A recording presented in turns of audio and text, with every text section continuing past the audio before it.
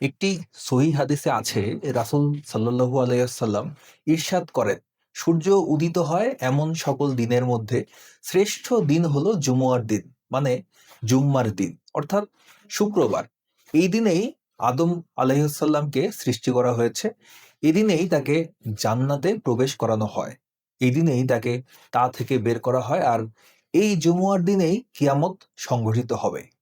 অর্থাৎ হাদিসটিতে বলা হচ্ছে কিয়ামত সংঘটিত হবে জুম্মার দিন, অর্থাৎ শুক্রবার। কিন্তু আসলেই কি সেটা সম্ভব? চলুন বিজ্ঞানের দৃষ্টিকোণ থেকে বিষয়টাকে বোঝার চেষ্টা করি, সত্য মিথ্যা যাচাই করি। এই হাদিসটিতে বর্ণিত শুক্রবারে কিয়ামত হওয়ার বিষয়টি আদৌ সম্ভব কিনা সেটা যুক্তি তথ্য প্রমাণ সাপেক্ষে যাচাই করি। পৃথিবী নিজ অক্ষে 24 ঘন্টায় একবার ঘোরে। সূর্য পৃথিবীর সব জায়গায় একসাথে উদিত হয় না। একদিকে সকাল হলে অন্যদিকে তখন রাত। এই কারণেই মানুষ পৃথিবীকে সময় অঞ্চলে ভাগ করেছে, যা টাইম জোন নামে অধিক পরিচিত। পৃথিবীতে প্রায় 24টি টাইম জোন রয়েছে, যদিও বর্তমানে বিশ্বের বিভিন্ন দেশে মোট 38টি ভিন্ন ভিন্ন টাইম জোন প্রচলিত আছে। এ কারণে একই সময়ে পৃথিবীর বিভিন্ন দেশে ভিন্ন ভিন্ন সময় থাকে। আপনি এখন এই মুহূর্তে পৃথিবীর যে স্থানে বসে ভিডিওটি দেখছেন, হয়তো আপনার ওখানে এখন রাত, কিন্তু ঠিক এই একই সময়ে পৃথিবীর অন্য কোথাও সকাল, কোথাও দুপুর, কোথাও বিকাল, কোথাও সন্ধ্যা, আবার কোথাও মধ্যরাত। আরও পরিষ্কার করে বললে, আপনার ওখানে যদি এখন 14 তারিখ হয়, তাহলে পৃথিবীর কোথাও 13 তারিখ, কোথাও আবার 15 তারিখ। বারের ক্ষেত্রেও একই রকম। আজ যদি আপনার ওখানে শনিবার হয়, এর মানে এই নয় যে পৃথিবীর সমস্ত স্থানে এখন শনিবার। হতে পারে কোথাও শুক্রবার, আবার কোথাও রবিবার। আরেকটি উদাহরণ দেখলে বিষয়টি আরো পরিষ্কার হবে। যখন নিউজিল্যান্ডে শুক্রবার সকাল 8টা, তখন বাংলাদেশে শুক্রবার ভোর। কিন্তু যুক্তরাষ্ট্রের ক্যালিফোর্নিয়ায় তখনও বৃহস্পতিবার বিকেল। আর প্রশান্ত মহাসাগরের কিরিবাতির লাইন দ্বীপপুঞ্জে তখন ইতিমধ্যেই শনিবার শুরু হয়ে গিয়েছে। অর্থাৎ একই মুহূর্তে পৃথিবীতে 3টি আলাদা দিন থাকতে পারে: বৃহস্পতিবার, শুক্রবার, শনিবার। সুতরাং একটি নির্দিষ্ট দিন পুরো পৃথিবীতে একসাথে ঘটতে পারে না।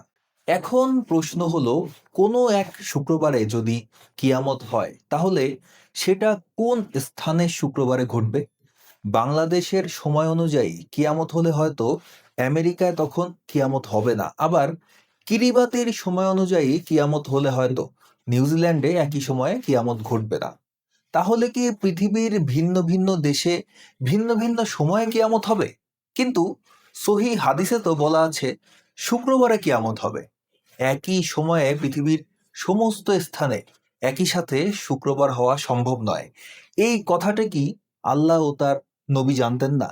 এবার আসি একটি অদ্ভুত কিন্তু বাস্তব বিষয়ে, যার নাম আন্তর্জাতিক তারিখ রেখা বা ইন্টারন্যাশনাল ডেড লাইন, যা প্রশান্ত মহাসাগরের মাঝখানে একটি কাল্পনিক সীমারেখা। এর এক পাশে আজ, অন্য পাশে আগামীকাল। আপনি যদি এই রেখা পার হন, আপনার ঘড়ির সময় নয়, সরাসরি আপনার ক্যালেন্ডারের দিন বদলে যাবে 1 সেকেন্ডে। এবার একটি দৃশ্য কল্পনা করা যাক। প্রশান্ত মহাসাগরে 2টি জাহাজ চলছে। তাদের দূরত্ব মাত্র 2 নটিক্যাল মাইল বা প্রায় 4 কিলোমিটার। দূর থেকে একে অপরকে তারা দেখতে পাচ্ছে, রেডিওতে কথাও বলতে পারছে।